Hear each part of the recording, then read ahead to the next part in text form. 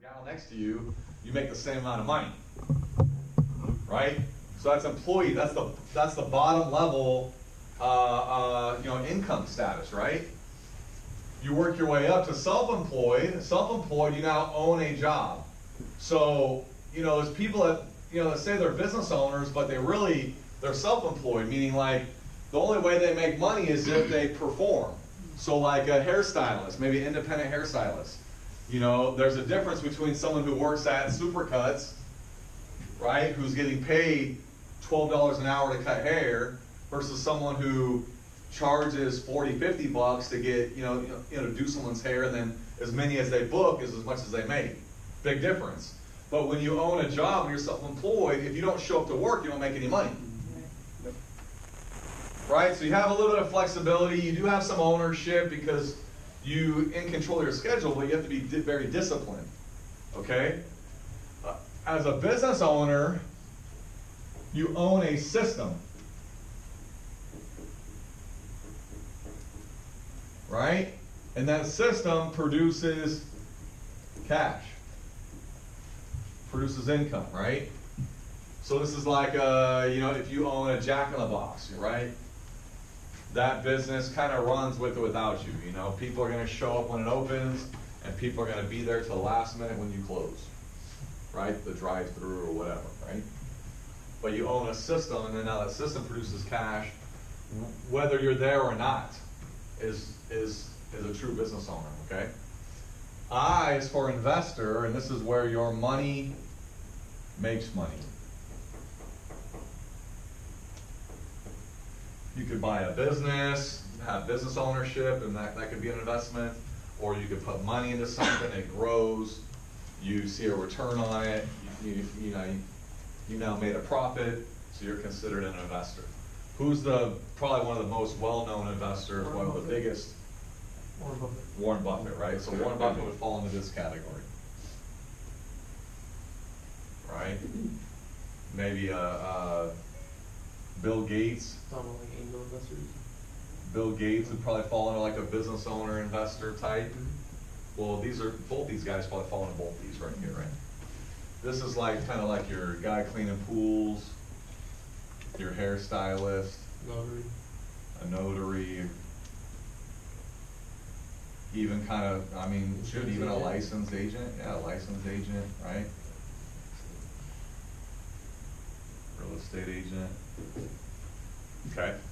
Employee, this is like your,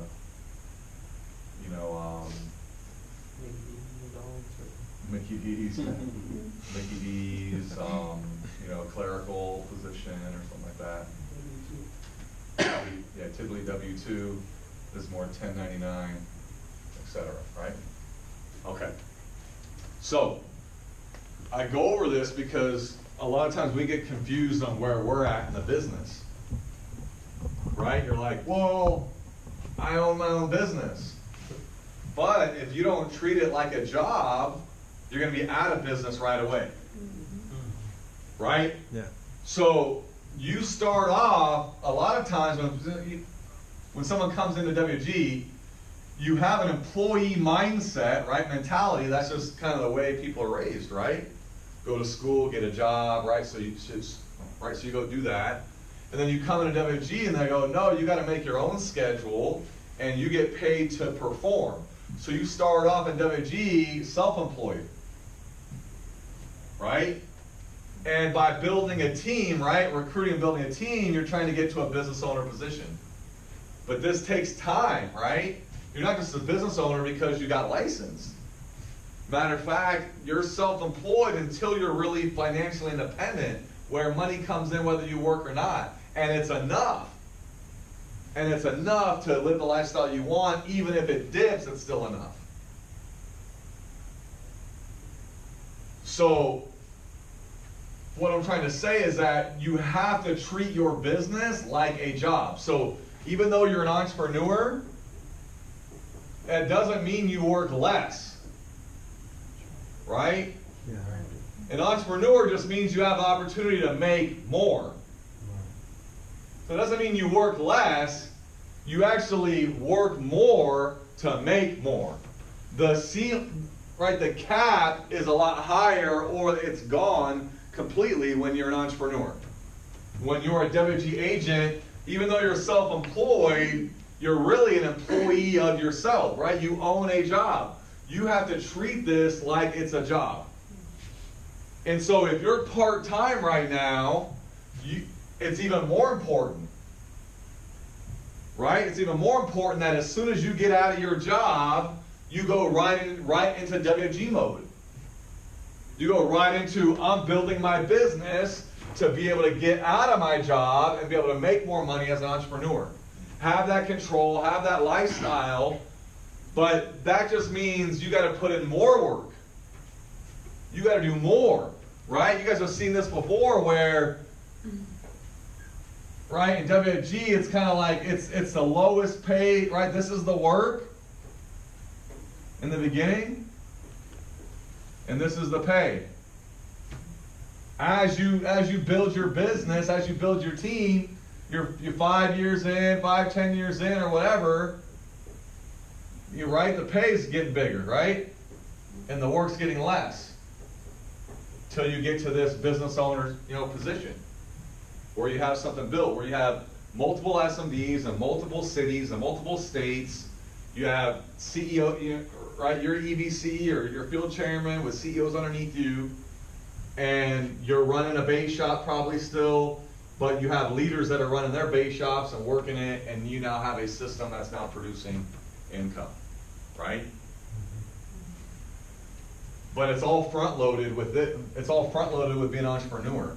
So someone goes, I'd rather work 80 hours of my own time, right, than 40 hours of building somebody else's, right? I'd rather work 80 hours building my own business a week than 40 hours a week building someone else's business, right?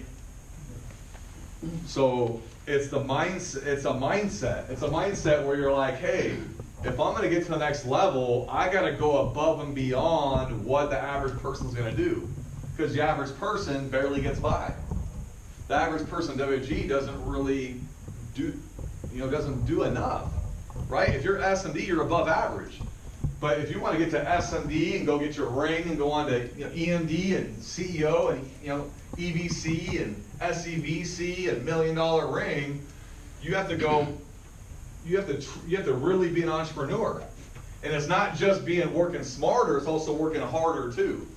You got to do both. I was just listening to one of Ed's things, and he's like, you got to work both. He goes, you have people that just go, oh, I'm going to work smarter, not harder. He goes, well, someone else is working smart and hard, and they're going to beat you, right? Yeah. It's cool to work smart. I mean, obviously, you want to work smart so you don't waste time, or but you also got to work hard and smart. So I just wanted to share that with you, just to get clear on get disciplined on your schedule, because here's what it comes down to. Last week we talked about what is your vision, right? We talked about this what that was last Tuesday. Mm-hmm. We talked about your vision, right? So what is your vision, right? What do you want to do? What are your goals? Think about that. Is that clear? Is it kind of I just want to do this, or no? Get clear on that stuff. Know exactly what you want, your desired income, amount you want saved, what your lifestyle is, what city you want to live in, where you want to have your office or your business, or family stuff, personal, whatever it is. Have your vision. And then when it comes to business and income and what you're building, you got to ask yourself, and this is mental toughness secret number 1, is operating from objective reality. He goes, there's only 2 ways you can do it. He goes, you have your vision and you have your actions, right? You have your habits, actions, and behaviors, right? And you have your vision. He says, so only 1 or 2 things are going to change. So if they're not coherent, or what's the word? If they're not congruent, coherent, that means you're like, is it earth shaking? No. If they're congruent, then you're on the right track. Okay, hey, I want to go make $1 million a year. But if you're not getting wide, if you're not doing appointments, if you're not doing what you're supposed to do, then your actions your attitude, your beliefs, your habits and your behaviors are not congruent with where you say you want to go. So you either got to shrink the vision down or increase the habits and the activity and the action steps, right? And there's obviously different goals, because you might say, well, I have a short-term goal, that's why I'm doing a little bit to get there. Yeah, but how long? So get clear on your long-term vision. So if it's going to take you 5 years to get to $1 million a year, then you got to really start working on, you got to really discipline this whole job thing, right? Treating WG like a job, right? Your only boss, you guys here, is success itself. Your boss is your vision. Your boss is the execution of your vision. That's your boss. Your boss is you fulfilling your vision. That's your boss. So you can always change your boss. You say, hey, I don't have a vision, so I don't really have a boss. I could just, if I want to sleep in, I'll sleep in. If I want to do an appointment here or there, I'll just do that, because the vision is the boss. You don't have a vision, you ain't got a boss, you ain't got to hold yourself accountable to nothing, and chances are you're going to do less. And trust me, I've been in every stage of the business. I've been fired up, I've been frustrated, I've been at lows, I've had people quit on me, but it's always right mindset. We got to get locked in, right? Okay, hey, I just needed to talk to someone, boom, right? Sometimes you just need to talk, right? I'm not gonna excuse me. I'm not gonna say who, but someone reached out to me. Sideline reached out to me and was like, hey, let's grab food. And it was like, I kind of needed it at that time, I was like, I need that. And kind of got me refocused a little bit. I was like, hey, yeah, you're right. Okay, cool, boom. Right? And just get back in that right frame of mind. So I'm like, what the hell am I doing, right? And you gotta ask yourself, like, man, you know what? You gotta, kind of like what I talked about in the beginning, like your belief, right? You have this belief, like, I can do this. And obviously when you have results to prove it, like obviously my situation is a little different. My goals are pretty, really big, and there's been a lot of setbacks and things where I'm like, shoot, I get frustrated. I'm like, I'm not where I want to be, and and I think that's everyone. I mean, no matter how big you are or how successful you are, you want to even set that. Like Eric Olson's probably sitting there going, I should be at 10 million by now. You know what I mean? Mm-hmm. So everyone's got a different, everyone's got a different perspective on what goals they're hitting and what they're doing. But that's what it's about. It's getting clear on that, and then going in, surrounding yourself with people that are encouraging you to fulfill it, and that are giving you tools to get better at that and make it more doable, and to start seeing progress and start seeing results and watch it happen. So I love about WG is there's so many examples of people that are where you want to get to. And they've traveled down the same road that we have. They were once a training associate or a senior associate or an SMD or a CEO. They were once in that spot. Everything you've gone through, they've gone through that and then some. Everything you're going through right now, I've been through that and then some. All right? You really think about it? So so just keeping that clear, going, what exactly do I want, and then surrounding yourself with people that encourage you to be the best version of you. Make sure you keep those associations close, and you stay in communication, and that's why we do these events, and that's why we do team activities and stuff, is just to be around each other and get to know each other better, as far as hey, where are you trying to get to? Hey, I believe in you. Hey, you can do that. Or hey, this is what you need to work on if you want to go make that happen. We all got to be working together to help each other, hold each other accountable to the goals. Not just your SMD, not just your upline trainer, right? But going, hey, let's get you to the next level. If we all have just kind of came together and was like, all right, Thomas, where you got to get to, man? What's your next goal? You want to get your ring? Let's go make that happen. Right? We went through each person here and go, okay, we're gonna get you guys a senior associate marketing director. We got 90 days to go make that happen. So here's the thing, how often are you communicating that, and how often are you feeding that around, and then how many people are giving them feedback back? You know, myself, surrounding, right? Well, they say, what's the whole thing about it takes a village to, or, right? Yeah, or whatever it is. You've heard that expression before? You heard that, It Alex? takes a village to raise a child. Is that what it is? It takes a village to raise a child? Yeah. So it's kind of like it's a community support for one another, right? Right. Everyone has each other's back, and everyone wants to help each other win. And nothing's more powerful than that here, because it's not like there's one SMD position and everyone's jockeying for a position. Like, oh, I'm gonna get on Nick's good side, he's gonna promote me and not you. I mean, that's the corporate America. That's that's employee status, right? That people never get out of. But there's people that have that mindset, right? There's people that have that mindset to who's closing? He did. Because there's only her. Oh, just one person? Yeah, because that other guest walked out. Oh, okay, okay. So I just Is did it the already whole done? thing. Yeah. Okay, all right, cool. Whoosh, okay. All right, so I lost my train of thought right now. I'm like, who's in that presenting? I know, I got Thomas. Okay, cool. No, good. All right, so anyway, let's talk about action steps. Let's talk about action steps right now, okay?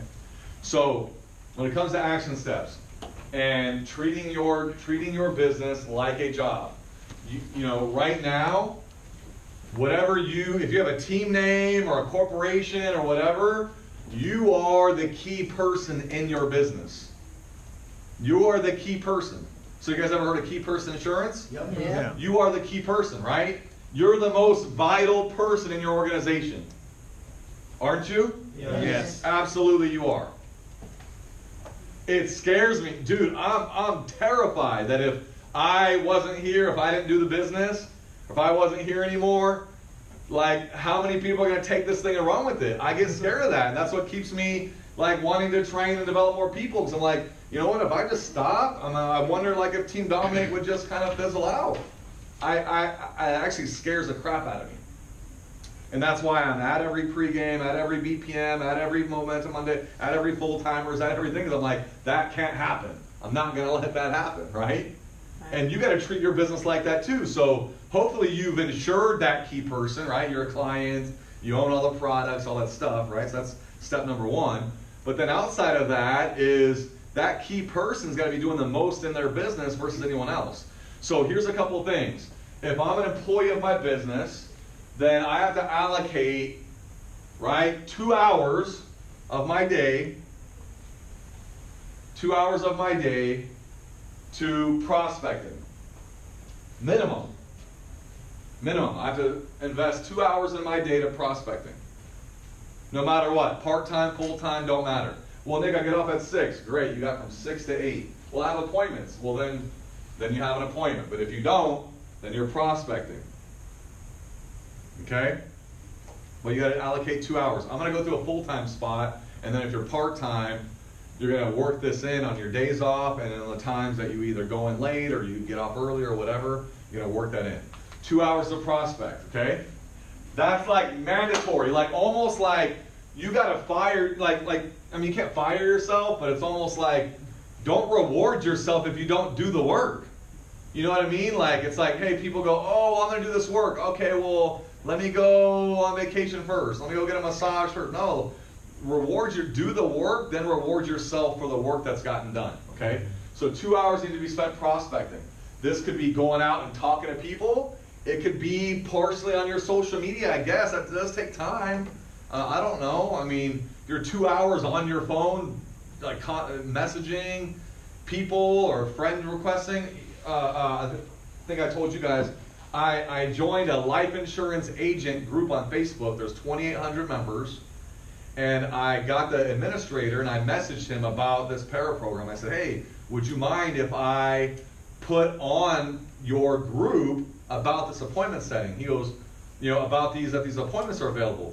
He goes, well, send me some more information and I'll let you know. He has 2 groups. He has one that's about like tips, tricks, and marketing and stuff. Then he has another one that's just insurance agents that kind of give each other ideas on how to get business and stuff.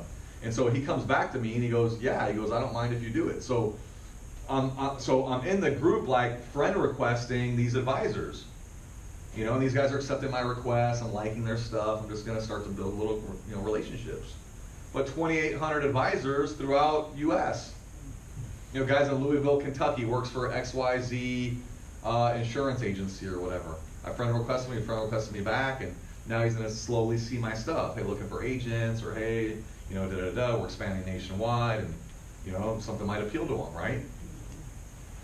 But so, however you're working it, but 2 hours of time to help you get more agents and more business.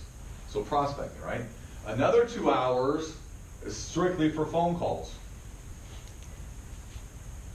So if you're part-time, again, if you got to split that up between 1 hour prospect, 1 hour of calls, whatever, you have to do another 2 hours of calls.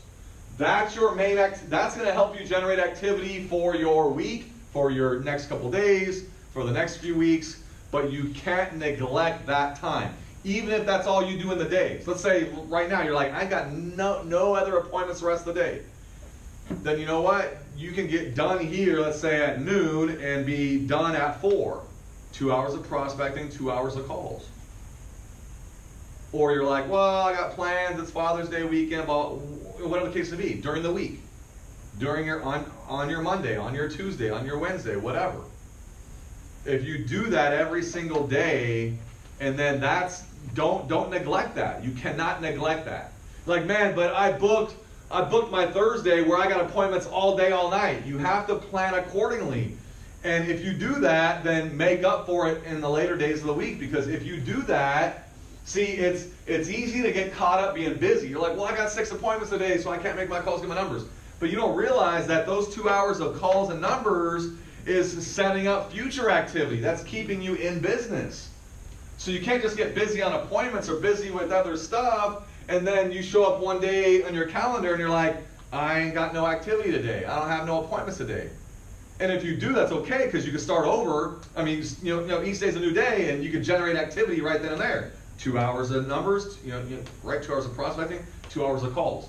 But that should be unwavering. As an employee of your business, as a key person, within your business, you have to invest 10 hours of prospecting and 10 hours of calls a week.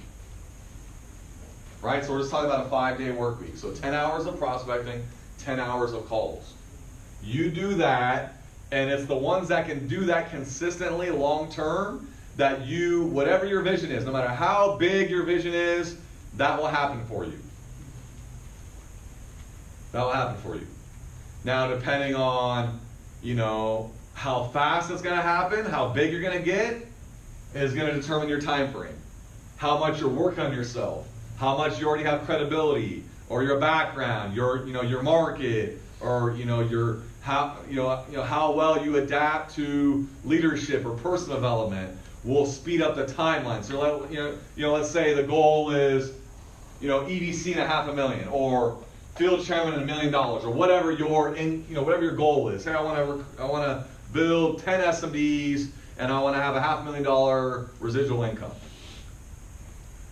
The amount of time it's going to take for you to hit that goal is going to be determined on how long, how consistently you could be at that 10 hours a week making calls, 10 hours a week prospecting. How well you can do that. We're not even talking about how well you know the IUL or how well you know how to fast start. We're just talking about the reps to generate new activity, new agents and new activity. All the rest will come. Sometimes we overthink it. We put the, what's it called? You put the carriage before the horse, right? I think they say the horse before the carriage, Yeah. but the horse is supposed to be before the carriage, Yeah. right? Oh, yeah. Yeah, so I did it right. Oh, yeah. Right? Carriage is pulling the horse nowadays. Yeah. Okay, so all right, so 2018. so 10 hours to prospect, 10 hours of making calls a week. Right? Track it. Track it in your calendar. Track it in your schedule. When you pre-plan your day, you're like, okay, when am I going to get my 2 hours of numbers, and when am I going to, or prospecting, and when are going to be my 2 hours of calls? You're like, well, I don't have enough numbers to make 2 hours of calls. Well then, 3 to 1. Go get numbers for 3 hours and make calls for 1 hour. I don't even have enough to make calls for 1 hour. Then 3.5 hours of prospecting. And eventually you do enough prospecting, you're gonna be able to make calls for 30 minutes, an hour, hour and a half, 2 hours. And then you go psycho, you'll get to a point where 2 hours ain't gonna be enough time to make calls. And that's where you come to phone zone, or you do it, Monday night.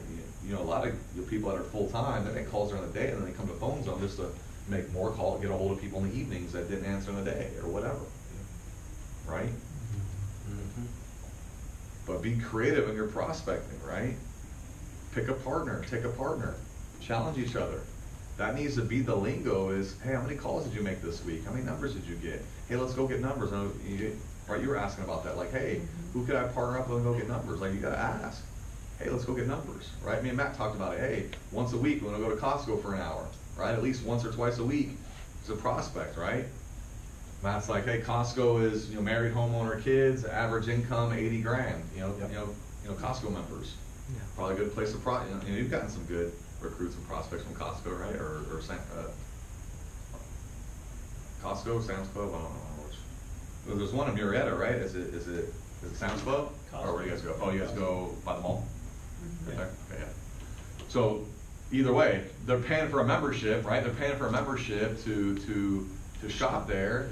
And then there's vendors that are there on the weekends. So your Fridays, Saturdays, Sundays are good. You got employees that are there that are just working a 9-to-5 job. What'd you say, Reggie? 7,000 people applied at the Eastvale Costco. It's not even open yet. 7,000? 7,000 people have applied to work at Costco. Because they consider it a good job because they pay decently well, they have good benefits. Well, decently well compared to what? But yeah. How much are you worth? By It's the way, just a guys, set hourly wage, I'm talking yeah. about the market. I mean, the average family Yeah. that goes into Costco, they'll go into Costco 2 to 3 times a month and will spend anywhere from $200 to $300 a pop Yeah. or more. Yeah. It's almost $1,000 a month in groceries there. Yeah. I believe it. No wonder you see people working there since the 80s and stuff. You're like, damn, dude, like, how long? How committed? Yeah. It's crazy. So, let me find this. There was a quote I saw. Or I put up. I was gonna put that up here. That's okay. You'll never be financially free working a 9-to-5. Right? You'll never truly be financially free working a 9-to-5. I mean, you could. There's the millionaire next door, but it's gonna take you 40 years. Take you 40 years of saving to do it. We're trying to speed up that process. Right?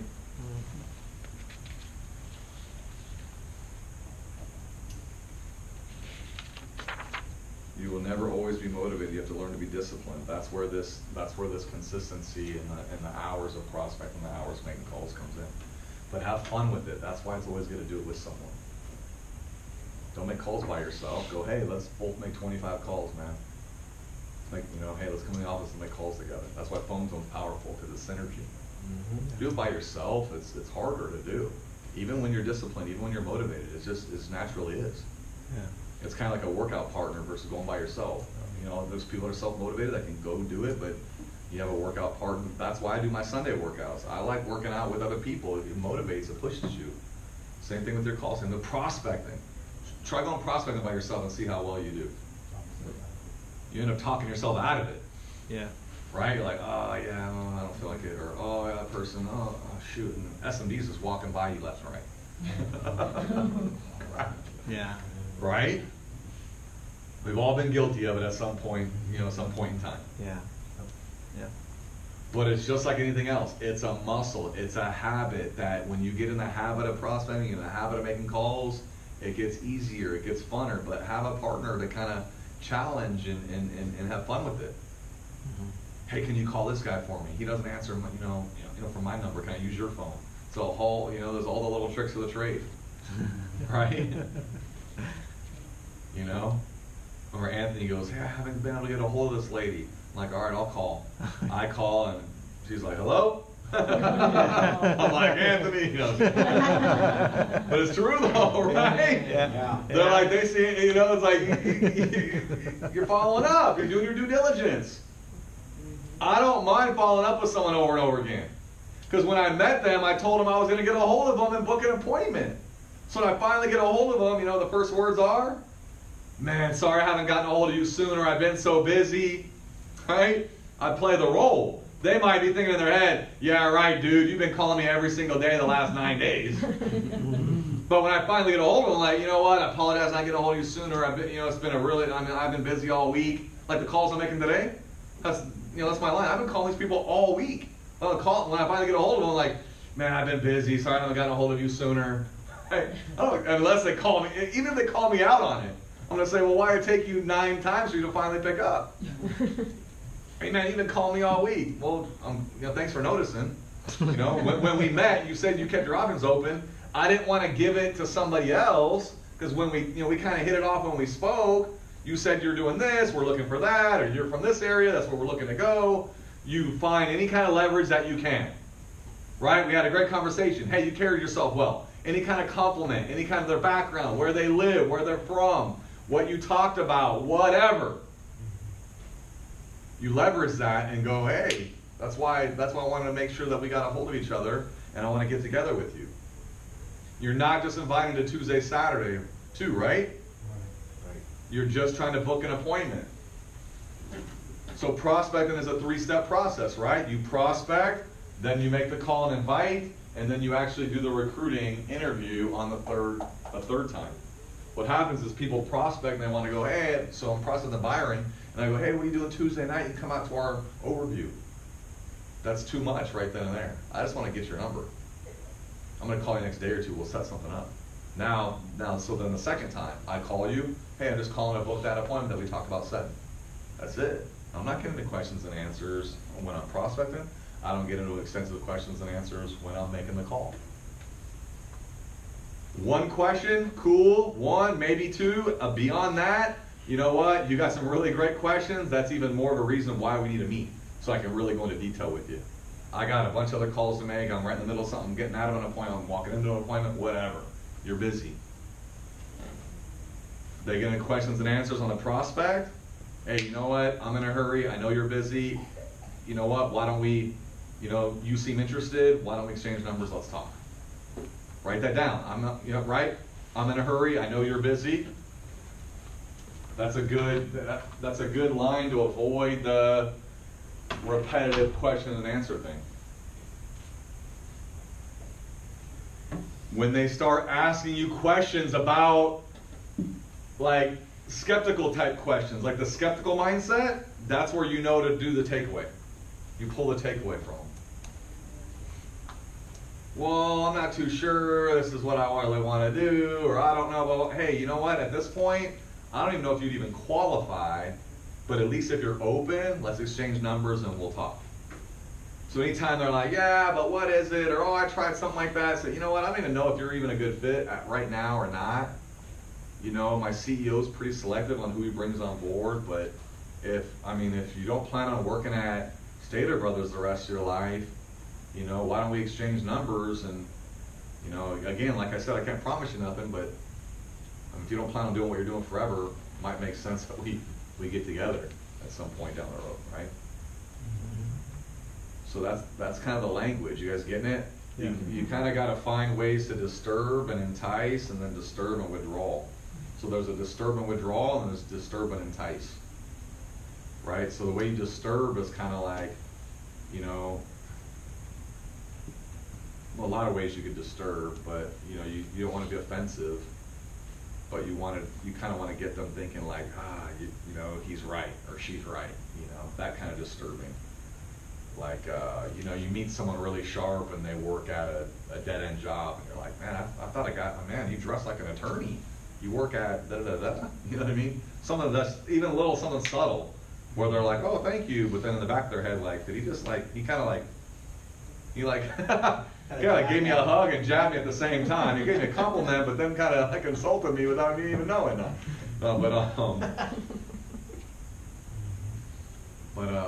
You do a little bit of that, and then you kind of, you know, entice could be, hey, you know, turning your annual income into your monthly income, you know, or just the little one-liners, you know, the 2 or 3 grand part-time or 6-figure income making a career change.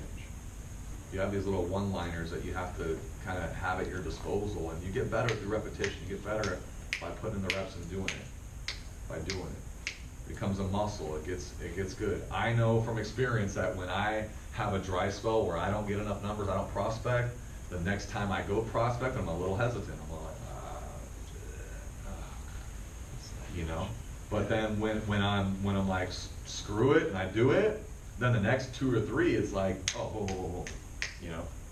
And it's just being on that sharp game where 2 or 3 numbers you can go get 5 or 10 minutes if you really, I mean, you know, think about it. I mean, it's crazy, you know, and I'm guilty of this too, but you have to ask yourself, it's like, you know, if you've been here long enough, you know really how good it could really be.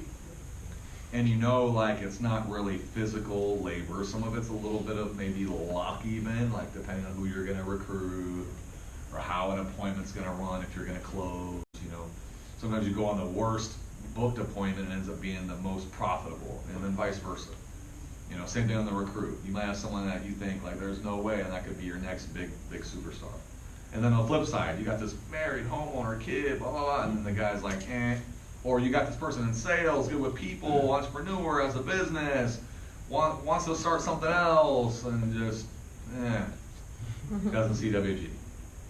You know, so sometimes you think, the ones you think will, won't, the ones you think won't, will, but, you know, you gotta play the whole hand. You know, you gotta turn over every card to see what, you know, see what's out there. You never know what you're gonna get, and that's the excitement, that's the thrill of it. That's what keeps you going, is that new recruit that can get you into new markets, that new recruit that wants to go hit 10 and 10 and build something. That's what you're thriving for, that's what you're hungry for. You know, I think Reggie said at the last, you know, BPM was, you're only 1 recruit away from an explosion.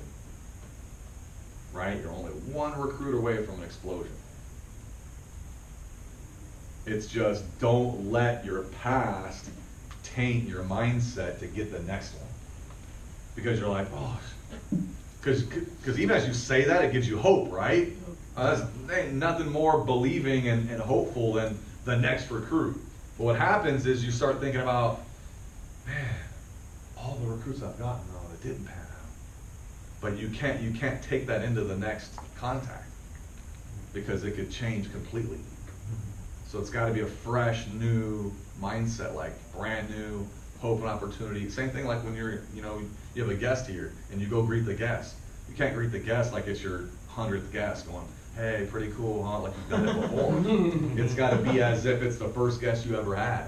It's got to be like, hey, like you just got the lottery ticket, dude. When you walked in this door, you just got a winning lottery ticket.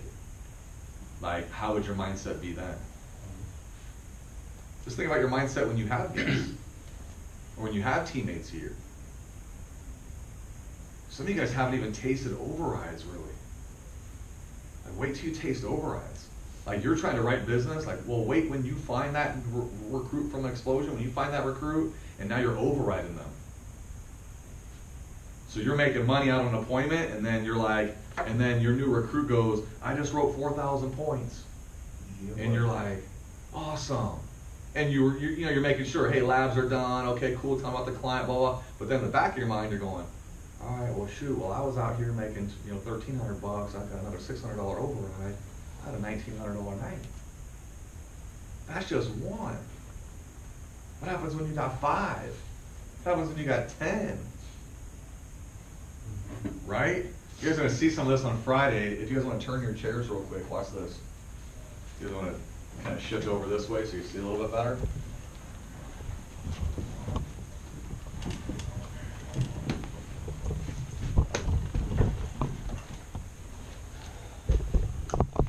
We're not even going to count bonus. Well, we'll start, I mean, we'll just add bonuses. We'll start adding bonuses to all this stuff.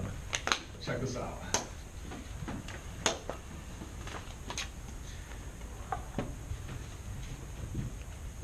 So we'll just factor in a combination of rollovers, or targets, or whatever. You have a agency, and there's so many ways you can break it down. Let's just say you have an agency doing 250 sales a month. So that could be 25 agents doing 10. That could be 10 agents doing 25. However you slice it, right? So 250 times, we're saying 3,000, right? 3,000 annual premium. Not even, we don't count points because Transamerica or rollovers, whatever, it's all different. Let's just say 250 sales at a 3,000 annual. That's 750,000 a month. 25 agents doing 10 sales a month. Okay? That's 750,000 a month. I'm lowballing override at 12%. So 0.12, 90,000 a month. So you guys have heard me say this, and we said this at our full timers on Monday morning. It's 3 words. We are in a race for outlets. Okay, what's an outlet? An outlet is a licensed agent that can get a result. Okay? An outlet is a licensed agent that can get a result. So one is you gotta be an outlet, right? You gotta be an outlet yourself, right? That's supposed to be your stuff. You're an outlet yourself, and then now you're duplicating. So that's kind of the business we're in. It's building outlets and then duplicating those outlets so they can all do what you do. So race for outlets, duplication of outlets, right?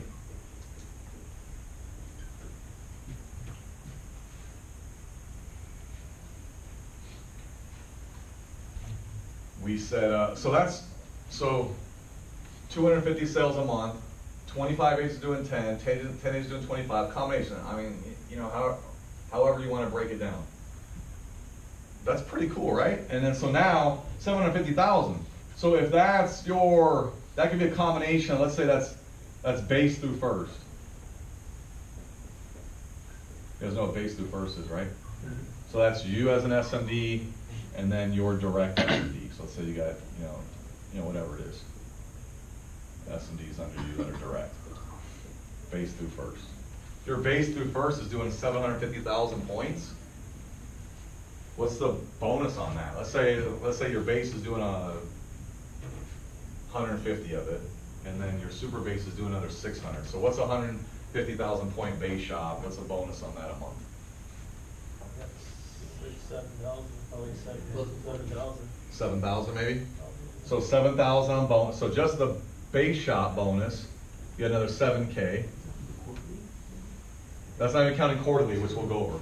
We'll go over quarterly. So quarterly is another 2,500, right? So then plus, because if you're hitting that every month, then you're hitting the quarterly. Oh no, actually you're hitting the 16,000. 16,000. And the 16. So that's divided by 3 is 5. So you got 12,000 a month just in base shop bonus, extra a month. What's the super base bonus on 600,000? Probably like 20, 25. That's insane. I don't even know what that is. How much? I don't. 600,000? 600,000. I'm trying to think of what the bonus was when we did, because we did 3. Last February we did 330 or something like that. Your bonus was 330 in the super base. Sounds like- I think only 80 was my base, so we had like 250, and I think my bonus was over 10 grand.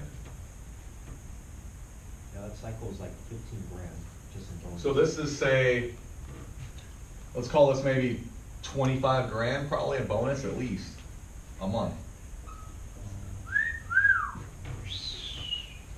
So you got 12, that's 37, plus 90, you're looking at about 130,000. So here's the deal. It's getting crystal clear on what?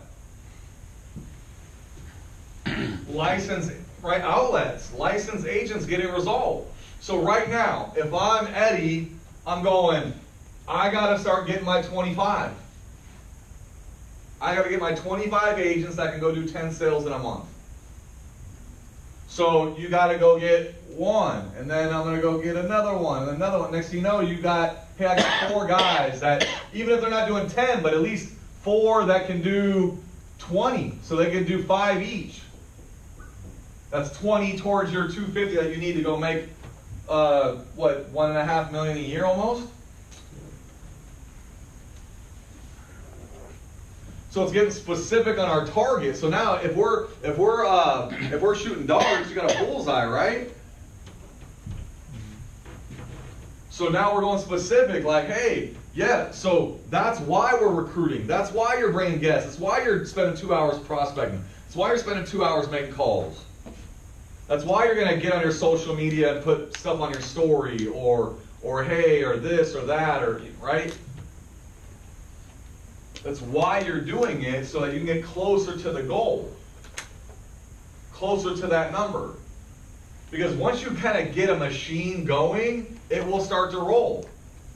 Once you start to get the ball rolling, it will go. Once you start to get some independent people, you get some good field trainers, you get some good leaders, they'll start to roll. They'll start to, they'll be independent, they'll start to do it. But then you can't stop and just watch them like, oh, okay, hopefully they'll build it. No, you got to still get yours. You still got to continue to get more yourself.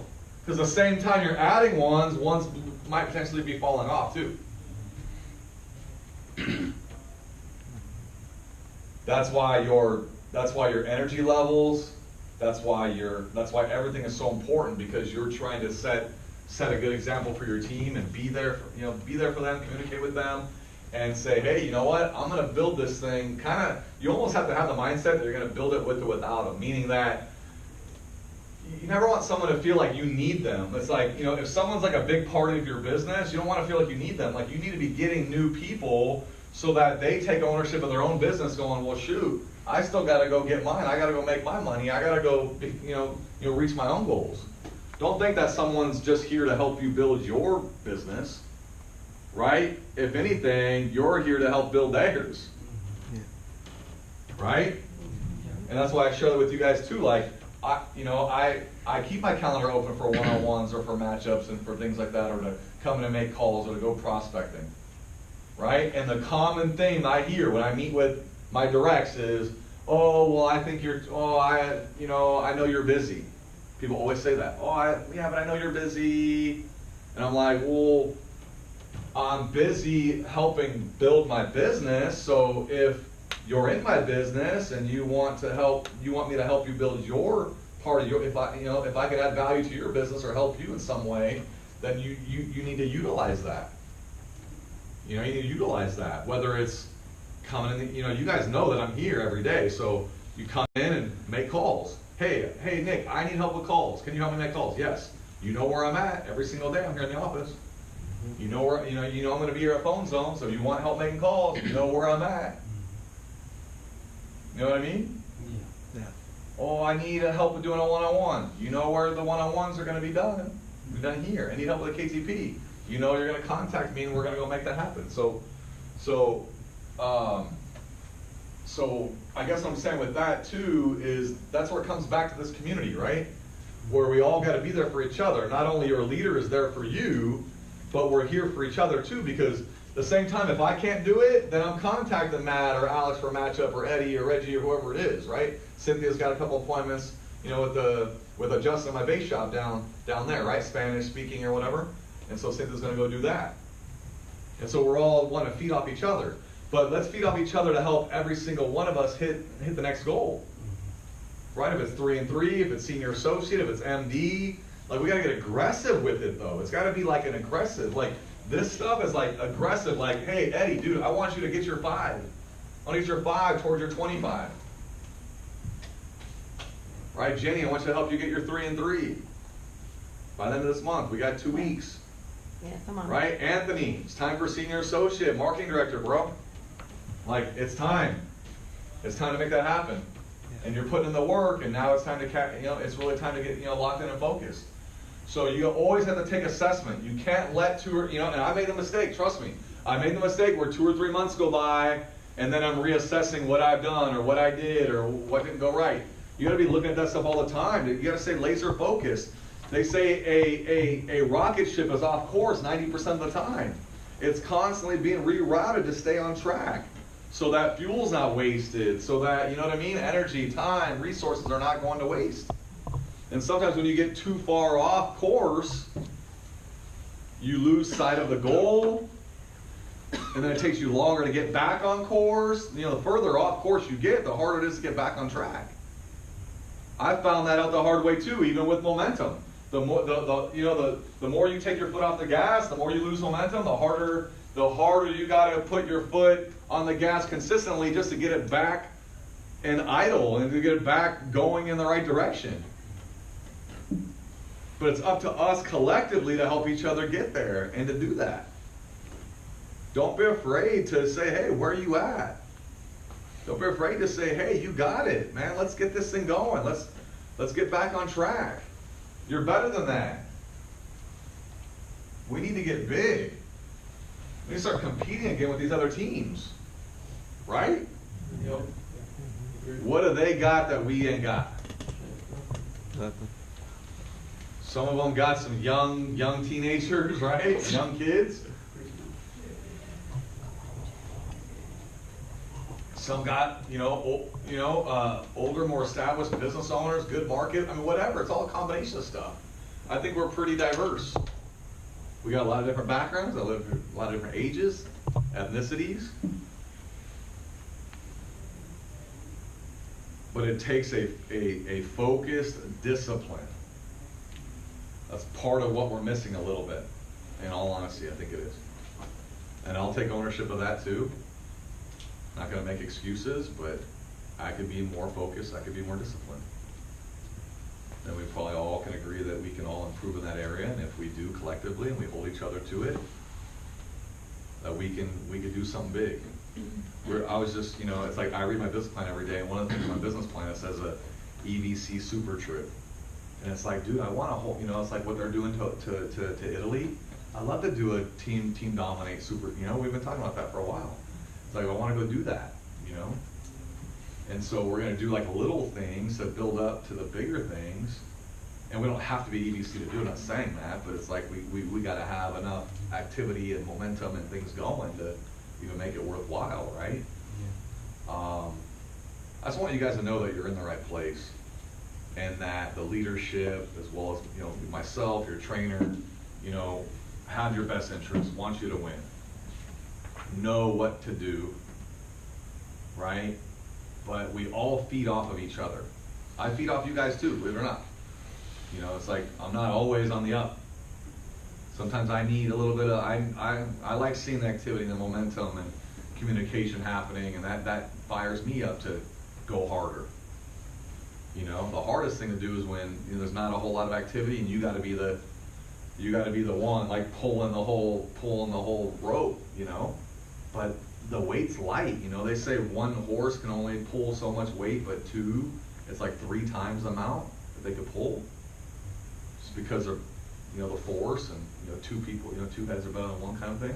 But same thing with the team. You get everyone kind of chipping in, energy and feedback and this and accountability, and things are happening. Hey, we're meeting here. Hey, we're gonna go do that. We're gonna go hang out. We're gonna go this. And hey, who's at the next level? Hey, how wide are you? And hey, who's gonna get this and who's gonna get that? Next thing you know, everyone's feeding off each other to where the person that's not doing a whole lot, that's kind of like the weakest link, raises up and goes, well, shoot, am I the only one not doing nothing? If everyone's doing nothing, then the one person that does something feels like they're King Kong. We've had a little bit of that, from time to time. And that's not healthy, I don't think either. Because then the person doing it thinks that they're so much better. And it's like, no, it's just, we all got to work together to help each other all succeed at the next level. You know what I mean? Yeah. But stay focused, stay disciplined. Utilize the, really factor that in. You're not going to feel like doing it all the time. You're just not. That's just normal. It's normal. You're going to have days where you don't feel like doing anything. You're going to get off of work one day and you're just not going to feel like doing it. But guess what? The more times when that happens that you do it anyways, you ever not felt like going to the gym? Yep. And then you go? Yep. How do you feel after you, especially when you didn't want to go, and then you still push yourself and go, how much better do you feel that you went? Much better. It's the same thing in the business. Yeah. Oh, I don't feel like getting numbers, but when you go do it, it's like you surprise yourself. You're like, I'm actually good. If I actually did it, I would probably be a lot lighter right now. You know what I mean? I hate that. I mean, that's just even saying that, I'm like, crap, I know. Like, I talk to myself, when I'm saying this stuff. But the more moments and time, the more times throughout your day or throughout your week that you have those kind of like, you know what, I don't feel like doing it, but I did it anyways, the more you're on the right track. They say you got to be uncomfortable. You got to consistently get uncomfortable. The only way you grow is by being uncomfortable. So ask yourself, are you comfortable with your activity right now? If you're comfortable with your activity, then you're not doing enough. You got to be really uncomfortable. It's really got to be a stretch. It's really got to be like, man, like, be tough on yourself a little bit. Believe in yourself. Believe in yourself, right? Know you can do it, but be tough on yourself to just like, hey, I got to get more stuff done. I could be doing more, because I know my best times in the business, my best momentum is when I was the toughest on myself. When I let myself off the hook is usually when we slow down. Think about it. In all areas of your life. And I always compare fitness and sports and stuff. That's just me, and use whatever relates to you. But fitness is the same thing. When I'm more tougher on myself about eating right or exercising, is when I see the best results. It's just a given. It's common sense. It's the same thing in business. It all relates. There's no such thing as the easy way out. You're gonna go succeed. You're gonna have to pay the price. You're gonna have to put in the work. It's just the way it is. I don't know why. It's just the way it is. Why is healthy? Actually, healthy food can taste good, but it's kind of like the whole thing. Like they say candy tastes. Candy's sweet, but doesn't have a lot of nutrition. Might sound good, but might not be the best thing for you. Kind of same thing. You try to take shortcuts. Hey, it sounds good, could be cool, but probably not the best thing for you. Like even these appointments, it sounds good and it's going to be good, but don't let it distract you from the fact that you got to build a team, that you got to build other people, and shoot, build other people doing the appointments too. Whatever. Have a combination of both. That's what we're trying to do. So, anyway, hope you guys are excited. Hope you guys are fired up. We're halfway through the month right now, right? Yep. What is today? Today's the 16th. We're right at halfway at the month. We're right at the halfway point. So how are you going to finish? Strong. Right? Think about that. How are you going to finish? Strong. We had, was it just Tuesday? How many people committed to 3-3-30? 10? Well, all you guys are raising your hand right now, but look at like 10 people commit to 3-3-30. Matter of fact, everyone put $100 on it. And we said it's going to go into a team pot. It's going to go into a team fund, right? Janice and Byron, you guys committed? Yep. CJ, you committed? Anthony committed? Jenny? Matt? Reggie? Eddie? I think you were speaking, but you're probably in on that too. But there was like 10 people that said, I'm going to hit 3-3-30 or I'm going to put $100 into the team pot. And we'll use that at a team barbecue or meeting after meeting or whatever. But here's the thing. We don't want the $100. We want you to, we want you to get to the next level. So if you're cool with part with your $100, what's that? If you're cool with part with, yeah, you don't want to give it up. So if you refuse to give it up, then you got to get the job done. You got to put in the work. You got 2 weeks. You got 2 weeks to get it done. You can do it. You can do it. You can do 3-3-30 in a few days if you really locked in. You go recruit a husband and wife team, and they go ahead. Things can happen. Pretty quickly if you focus. But with intention, right? Yeah. With intention. I'm gonna get 10 people. I'm gonna hit my SMD. I need 10 licensed agents, man. I need 15 people, 20. I need 20 people showing up. I gotta get 1 before I can get 2. I gotta get 2 before I can get 3. Right, start building it up. We had one of our lowest turnouts right now. This is like state of emergency. State of urgency, right? There's a fire extinguisher in here somewhere. It's in the break room. We don't even have a fire to put out. We gotta get this place lit up, right? We gotta get this place lit up, right? Same thing with down there in Temecula, same thing with Riverside. I was talking to Elijah, like, we gotta build this thing up. We're the best in the business. We know what we're doing. We gotta take focused action, disciplined, focused action. We'll make it happen. Okay, sound good? Yeah. Ready? Yeah. Ready. All right, let's finish June strong, you guys. Yeah. Thank you.